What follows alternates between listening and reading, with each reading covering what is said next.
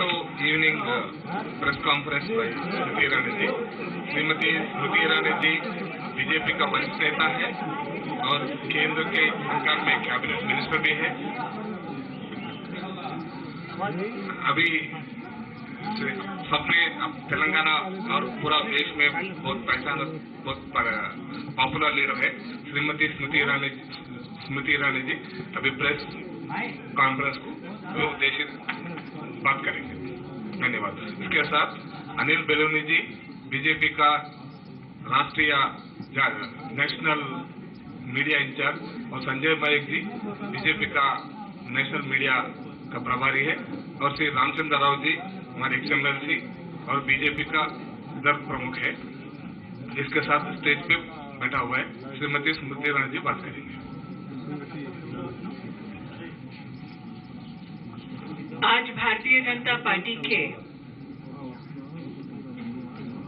राष्ट्रीय अध्यक्ष माननीय जेपी नड्डा जी ने भारतीय जनता पार्टी की राष्ट्रीय कार्यकारिणी की बैठक के उद्घाटन सत्र में कार्यकारिणी को संबोधित करते हुए एक तरफ श्रद्धा सुमन अर्पित किए उन स्वतंत्रता सेनानियों के प्रति जिन्होंने भारत में अपने बलिदानों के माध्यम से एक ऐसे समाज के निर्माण की कल्पना की जिसमें नागरिक अगर गरीब हो, शोषित हो, वंचित हो तो संविधान की परिधि में ऐसे नागरिक का उत्थान हो पाए। जो स्वप्न देश के स्वतंत्रता सेनानियों ने देखा कि देश में गरीबों का उत्थान हो, महिला का कल्याण हो, युवा को भारत के नवनिर्माण में भूमिका रखने के लिए व्यवस्थाएं दी जाए, स्वतंत्रता सेनानियों के उस स्वप्न को साकार करने वाली है संकल्पबद्ध नरेंद्र मोदी जी की सरकार की भी आज 8 साल के कार्यकाल की राष्ट्रीय अध्यक्ष जी ने भरपूर प्रशंसा की। अध्यक्ष जी ने विशेष रूप से देश के यशस्वी प्रधानमंत्री नरेंद्र भाई मोदी के 8 वर्ष के कार्यकाल में गरीब कल्याण कि उनकी प्रशासनिक योजनाओं का, सामाजिक उत्थान कि उनके राष्ट्रवादी सोच का और इस अमृत काल में सशक्त भारत के निर्माण के उनके संकल्प का विशेष रूप से अभिनंदन किया। राष्ट्रीय अध्यक्ष जेपी नड्डा जी ने स्मरण किया बलिदान श्यामा प्रसाद मुखर्जी जी का, जिनके जीवन का एक ही मंत्र था कि भारत में 2 निशान 2 विधान नहीं चलेंगे। और भारतीय जनता पार्टी के कार्यकर्ताओं का ये गौरव है कि जिस संकल्प के लिए अपने प्राणों की आहुति दी श्यामा प्रसाद मुखर्जी जी ने, उस संकल्प को संवैधानिक मर्यादा में पूर्ण किया नरेंद्र मोदी जी की सरकार ने धारा 370 को हटाकर। राष्ट्रीय अध्यक्ष जेपी नड्डा जी ने अपने उद्बोधन में विशेष उल्लेख पंडित दीनदयाल उपाध्याय जी के अंत्योदय की सोच पर चलने वाली नरेंद्र मोदी जी की सरकार की विविध योजनाओं का उल्लेख करते हुए इस बात का गौरव किया कि अंतिम पंक्ति में उपस्थित अंतिम व्यक्ति तक सरकार की योजनाओं को पहुंचाने का नरेंद्र भाई का संकल्प भाजपा के सभी कार्यकर्ताओं का न सिर्फ गौरव है बल्कि प्रेरणा भी। इन 8 वर्षों के कार्यकाल में राष्ट्रीय अध्यक्ष जी ने विशेष उल्लेखित किया जनधन योजना का, जिसके अंतर्गत 45 करोड़ से भी ज्यादा हिंदुस्तानियों को आर्थिक रूप से सशक्त किया देश के यशस्वी प्रधानमंत्री जी ने। राष्ट्रीय अध्यक्ष जी ने विशेष उल्लेख किया प्रधानमंत्री जी के सोशल सिक्योरिटी उन स्कीम्स का जिसके अंतर्गत चाहे नागरिक को 1 रुपए में बीमा उपलब्ध कराया गया हो, चाहे 11 करोड़ किसानों को किसान सम्मान निधि का भरसक योगदान और समर्थन प्रदान किया हो, चाहे वो भूमिका हमारे देश के SC/ST समुदाय को और भी सशक्त करने के सरकार की भिन्न योजनाओं का योगदान हो। राष्ट्रीय अध्यक्ष जी ने अपने अध्यक्षीय संबोधन में इन सारी स्कीमों का उल्लेख किया। भारतीय जनता पार्टी के कार्यकर्ताओं ने कोविड के समय सेवा ही संगठन के माध्यम से हर बूथ पर, हर ब्लॉक में, हर प्रदेश में महामारी के वक्त अपने जान की चिंता ना करते हुए भी जो सेवा के कार्य किए, उसके लिए कार्यकर्ताओं का अभिनंदन किया, अभिवादन किया। इस बात का विशेष उल्लेख राष्ट्रीय अध्यक्ष जी ने प्रधानमंत्री जी की उपस्थिति में कार्यकर्ताओं की ओर से किया कि भारत एकमात्र वो देश है जहां 25 महीने 80 करोड़ नागरिकों को मुफ्त का राशन भारत सरकार के सौजन्य से पहुंचाया जा रहा है, ताकि समाज का वो वर्ग हम सुरक्षित कर सके जो महामारी की चुनौतियों से जूझ रहा। महामारी के वक्त भारत का अभूतपूर्व योगदान वैक्सीनेशन में विश्व पटल पर सम्मानित हुआ, सराहा गया, जिसका उल्लेख राष्ट्रीय अध्यक्ष जी ने कहा। आज इस अमृत काल में भारतीय जनता पार्टी के राष्ट्रीय अध्यक्ष जी ने इस बात की संगठन को, प्रधानमंत्री जी को विशेष बधाई दी कि राष्ट्रपति पद की उम्मीदवार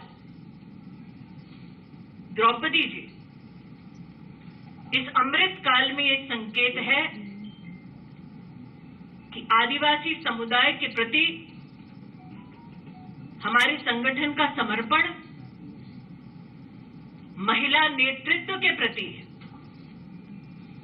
हमारे संगठन का योगदान,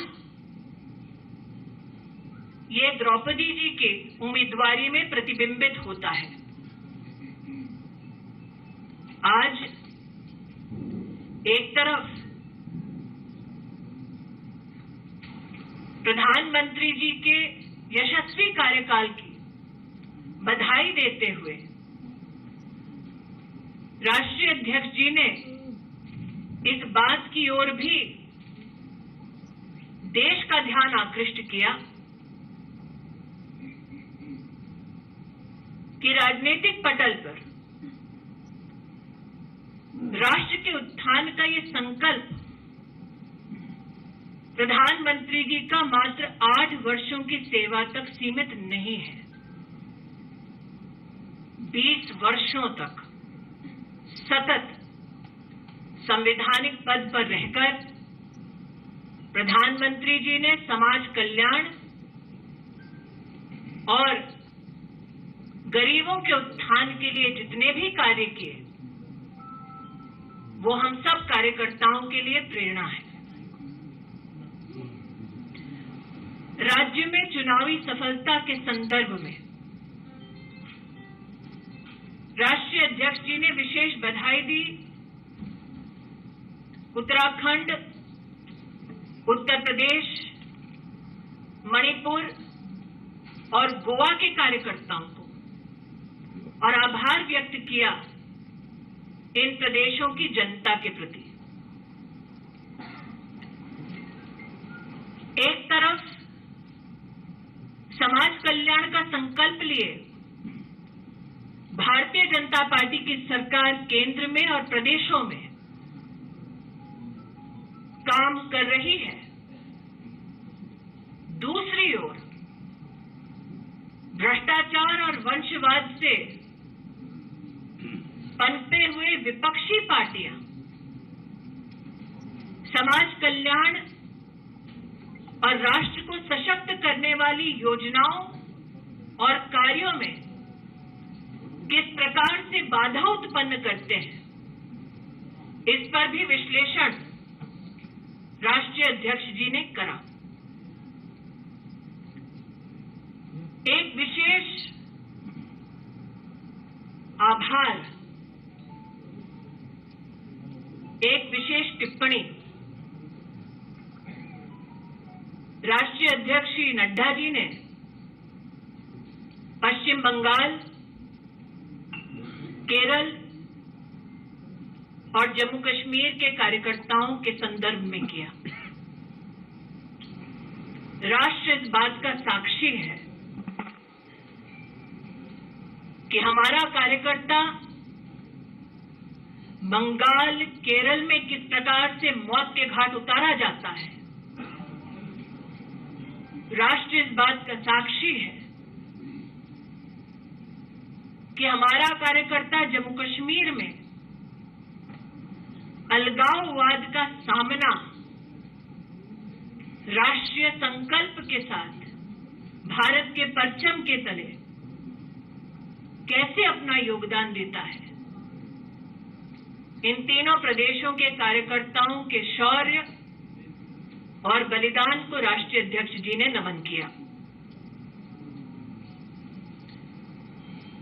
आज एक तरफ राजनीतिक और आर्थिक प्रस्ताव के अंतर्गत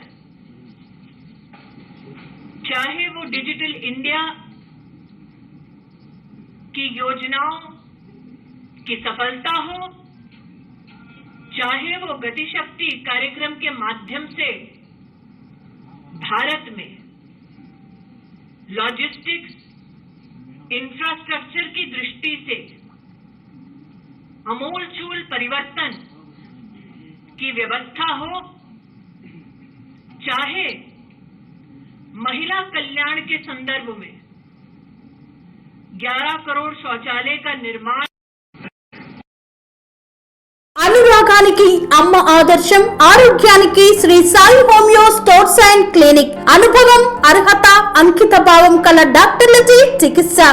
అన్ని రకాల ఆరోగ్య సమస్యలకు నమ్మకమైన ఎంపిక Sri Sai homeo stores and clinic.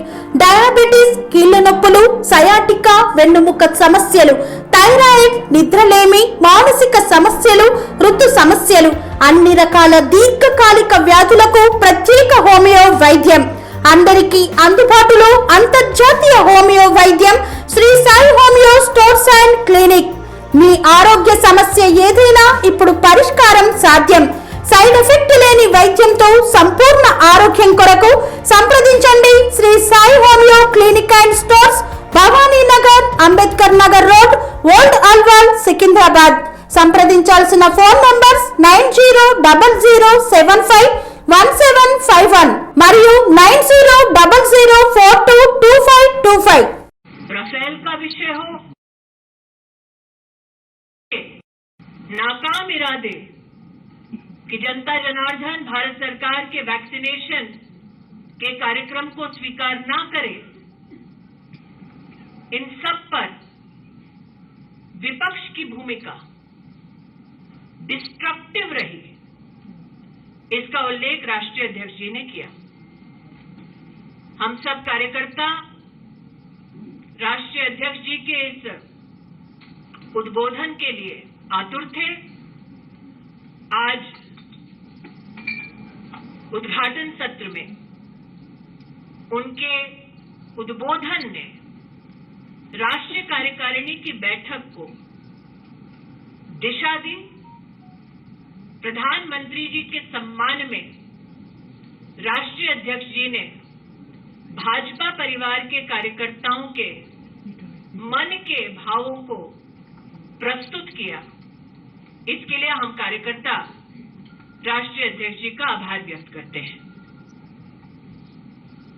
Now in English,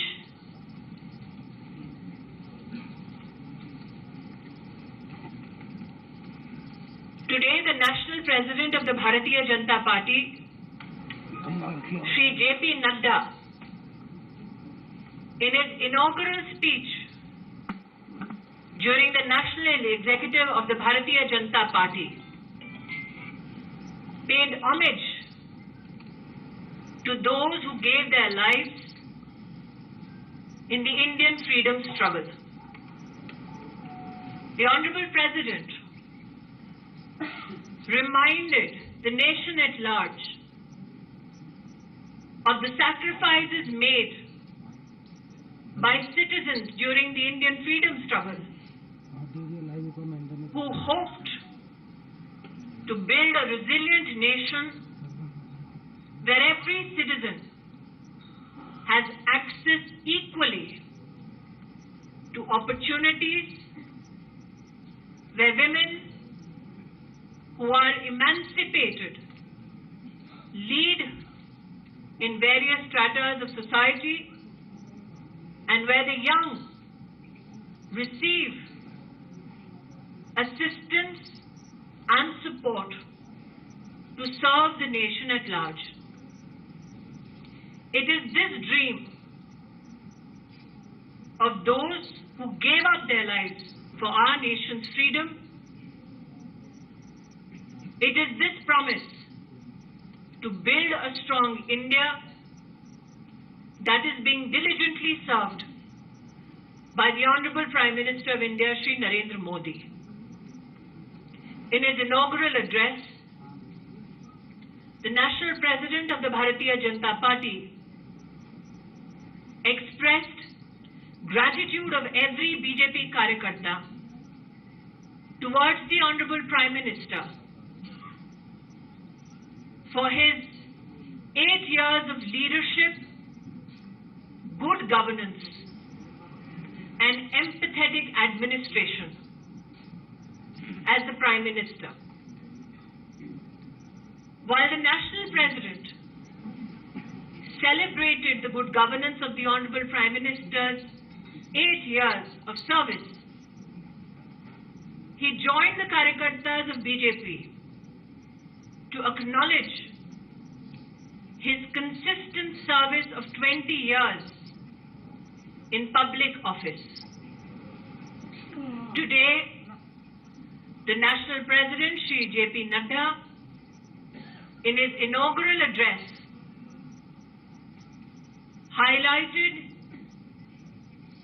the sacrifices of Shama Prasad Mukherjee, who gave his life so that we as a nation could stand under one flag, united by one constitution. The National President, Shri Nadda, gave thanks to the Honorable Prime Minister and the Honorable Home Minister for their stand historical in the Indian Parliament on Article 370. On the other hand, it is my party's pride that Deen Dayal Upadhyay ji spoke of emancipation of the poor, spoke of justice for all, spoke of equal opportunities to every citizen. It is that promise of Deen Dayal ji that has been kept by the Honorable Prime Minister through his various schemes that are particularly dedicated to the poor citizens of our country. The National President today expressed his salutations for the responsible, pro-poor government of Narendra Modi. Nadda ji today, in the inaugural speech, spoke elaborately on various government schemes, be it Jan Dhan Yojana, which has provided economic support and emancipation of close to 45 crore Indian citizens,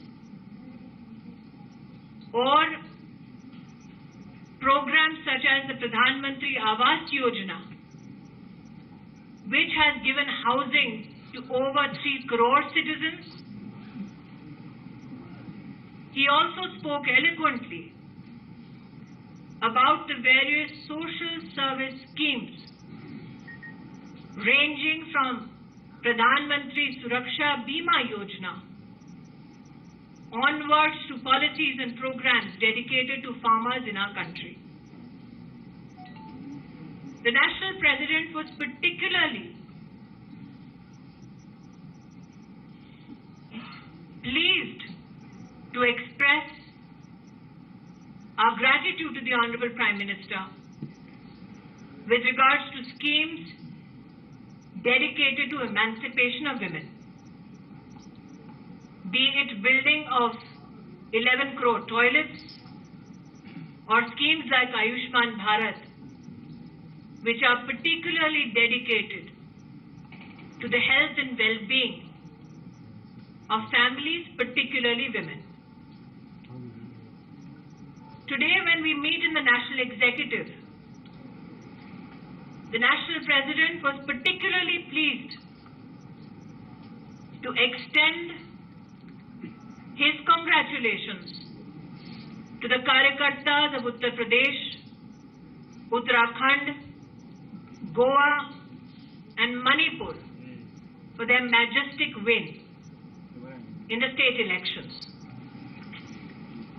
At the same time, the nation is cognizant that BJP workers in the states of West Bengal, Kerala, Jammu Kashmir have particularly been met with many challenges. Karyakartas of the Bharatiya Janata Party slaughtered in Bengal, Karyakartas of Bharatiya Janata Party assaulted, slaughtered in Kerala, Karyakartas of Jammu and Kashmir who confronted those who wanted to break India. They confronted them under the Indian flag, holding the Indian constitution dear to them.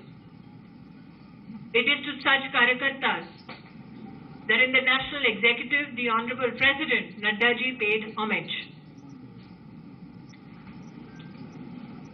Today, while Nadda ji spoke about the constructive politics of the Bharatiya Janata Party under the leadership of the Honorable Prime Minister, he reflected on the destruction opposition parties hope to thrust upon the people of our country.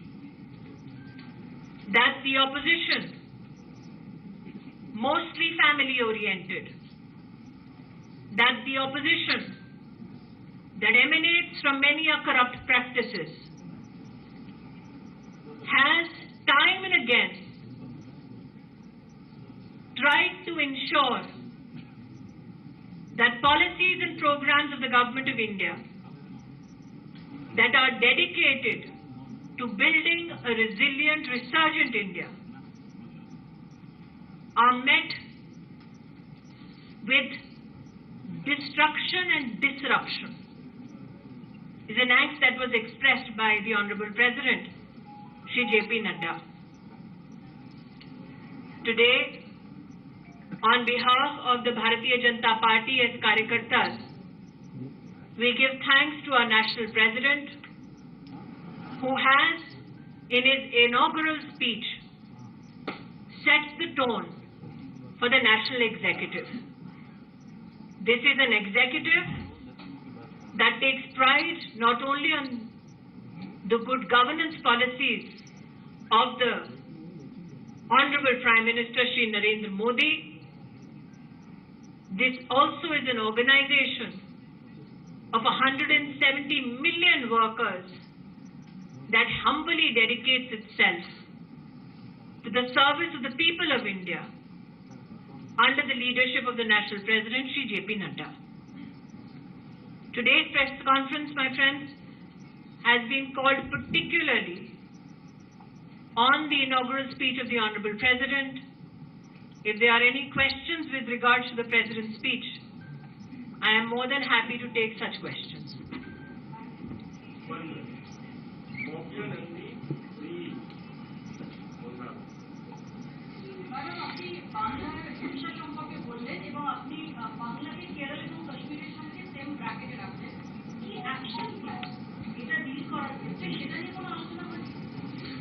আজকে যে আমাদের রাষ্ট্রীয় অধ্যক্ষজির ভাষণটা আমি এখনই উল্লেখিত করলাম, ওটার মধ্যে बांग्लाয় और यहाँ पे कुछ रिपोर्टर्स चाहते हैं कि बांग्ला में नहीं, हिंदी या इंग्लिश में आपको उल्लेखित करूं। बंगाल में जो पॉलिटिकल हत्याएं और हिंसा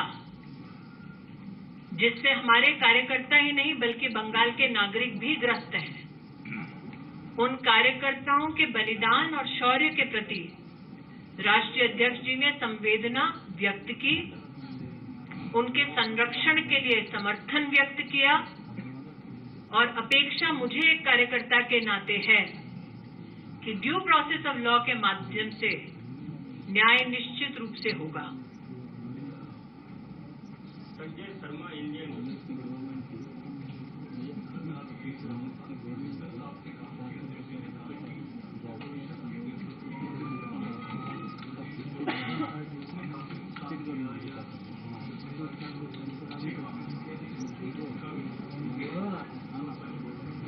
मैं इतना ही कहना चाहूंगी, चाहे वो धारा 370 हो, चाहे वो जनधन योजना की प्रस्तुति हो भारत के राजनीतिक पटल पर, चाहे वो वैक्सीनेशन का ही क्यों ना कार्यक्रम जिसके अंतर्गत सरकार की मंशा की महामारी के इस आलम में हमारे नागरिकों का स्वास्थ्य की दृष्टि से संरक्षण हो, उस पर भी संदेह उत्पन्न करके बार बार विपक्षी पार्टियों ने गतिरोध प्रस्तुत किया। ये हिंदुस्तान का बच्चा बच्चा जानता है। नरेंद्र मोदी के तो विरोध में विपक्षी पार्टियां थी ही, लेकिन राष्ट्रीय अध्यक्ष जी ने आज अपने भाषण में इस बात का उल्लेख किया कि मोदी जी का विरोध करते करते विपक्षी दल देश का विरोध करने लगे। ये भी उनके लिए उचित नहीं है। राष्ट्र की कुछ ऐसी दरकार है जिन पर विपक्षी पार्टियों को राष्ट्रहित में सोचने की जरूरत है, लेकिन ये दुर्भाग्य है कि विपक्षी पार्टियां अपने राष्ट्रीय दायित्व से अपरिचित हैं। Krishna Rao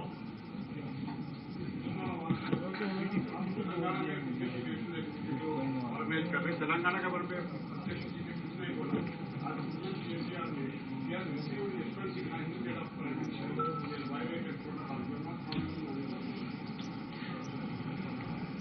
As somebody who has the privilege of serving under the leadership of the Honorable Prime Minister, the Prime Minister from his first day in office has given a clarion call for cooperative federalism.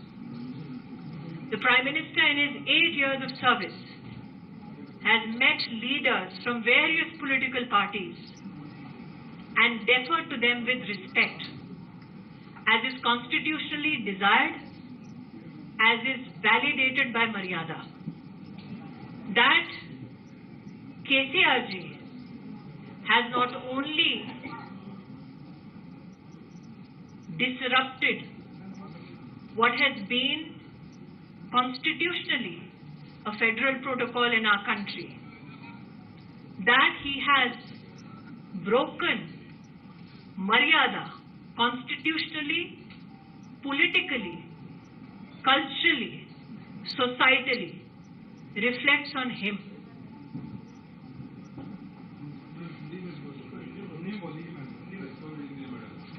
प्रधानमंत्री जी ने जब 8 साल पहले प्रधान सेवक के दायित्व को स्वीकार किया, तब से लेकर अब तक किसी भी पार्टी के नेता क्यों ना हो, प्रधानमंत्री जी स्वयं बड़े आदर सम्मान के साथ उनसे मुखातिब होते हैं, उनसे मिलते हैं। आज यहां पर जिस दुर्भाग्यपूर्ण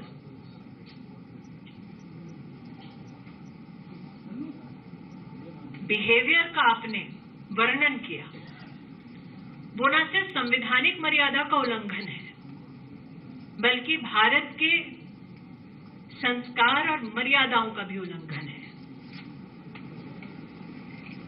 केसीआर जी ने व्यक्ति का अपमान नहीं किया, संस्था का अपमान किया है।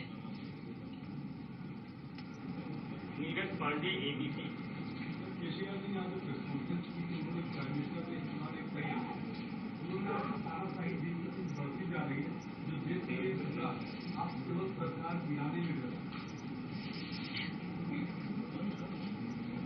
तानाशाह वो जो संविधान की मर्यादा को भंग करे, और आज तेलंगाना की धरती पर संविधान की मर्यादा भंग करने वाले का नाम केसीआर जी है। विकास हिंदू मिला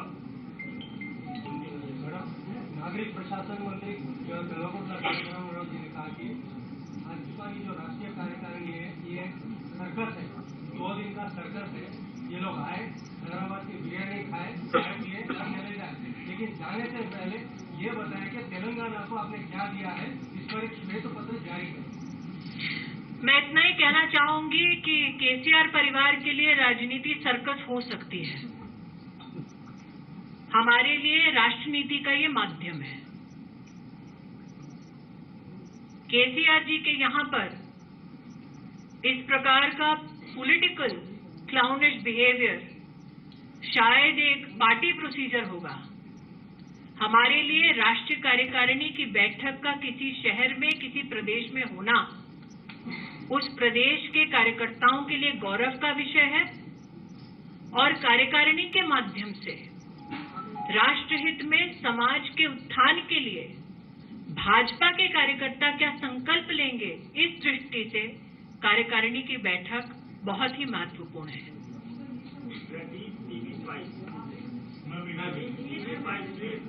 You will have to pose that question to me. TCR's apparent remarks about the BJP.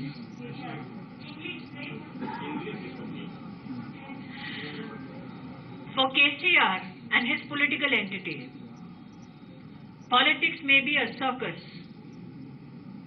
People in his party may be affiliated to clownish political behavior, and he may not take politics with the seriousness that it deserves. But for the Karyakartas of the Bharatiya Janata Party, politics is a medium for social emancipation and nation building. For every Karyakarta of the Bharatiya Janata Party to host or to participate in the national executive is a matter of great pride. For it is in such a national meeting that we not only pay homage to the contribution of our citizens, we also take oath to serve our country better. My question is an extension.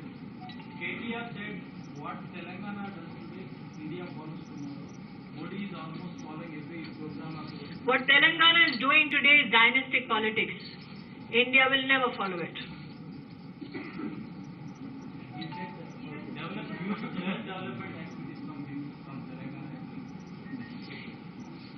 A political organization that is steeped in corruption, a political organization that believes that grandstanding means not receiving the Honorable Prime Minister of the country, a political organization that is dedicated to the children of one leader and not citizens of the state.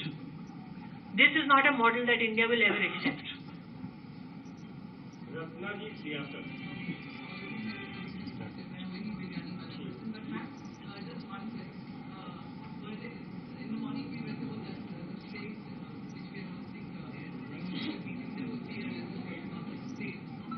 Ma'am, there are political resolutions and economic resolutions that are to be tabled, and I think post that resolution, Anilji and his team will ensure that you receive adequate information.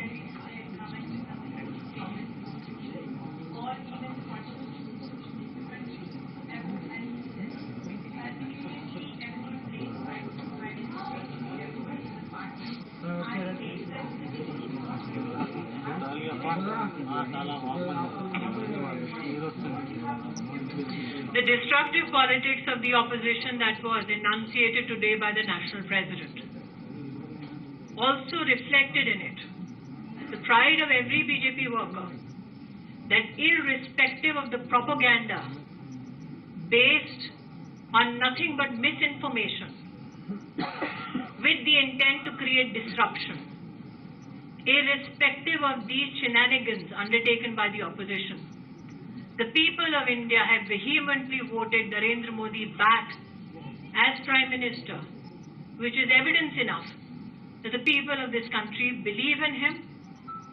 The people of this country, under his leadership, are looking at building a stronger nation.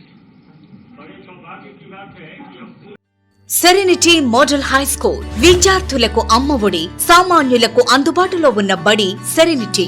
Medchal జిల్లాలో మేటిగా నిలిచి సాటిలేని ఫలితాలను సాధిస్తున్న number 1 school serenity. మా ప్రత్యేకతలు ప్రతి విద్యార్థి పట్ల వ్యక్తిగత శ్రద్ధ, activity based learning and digital classrooms, computer lab, 100% ఫలితాలు, sports and cultural activities, yoga, abacus మరియు Vedic maths education. Please visit Serenity Model High School, Nagaram. Admissions are in progress.